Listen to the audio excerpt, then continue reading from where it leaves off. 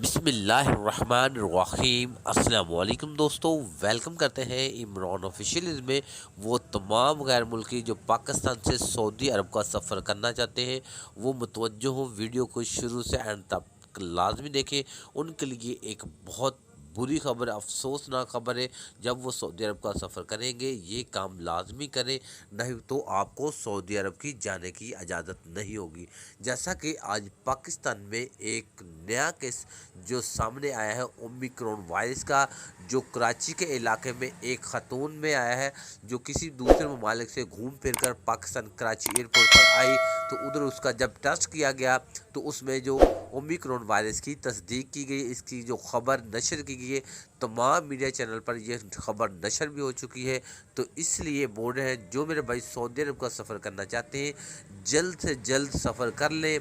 ये ना हो इसी तरह के अब पाकिस्तान में हालात बिगड़ते नज़र आए तो हो सकता है कि फ़्लाइट बंदिश का ख़तरा है। जैसे कि इंडिया से जो डेल्टा वायरस आया था वो भी इसी तरह एक या दो केसेस सामने आए थे, फिर आहिस्ता आहिस्ता बहुत ज़्यादा केसेस थे, तो तमाम ममालिक ने पाकिस्तान पर पाबंदी आयद कर दी थी। तो इसलिए मेरा भाई हम तो आपको मशवरा दे सकते हैं, अपना ज़ाती तौर पर जिन लोगों ने सऊदी अरब का सफ़र करना है वो जनवरी से पहले पहले सफ़र कर लें। हमें लगता है कि जनवरी 2022 में फ़्लाइटें फिर से बंद होंगी। जिन लोगों ने सफ़र करना है वो इसी महीने में कर लें।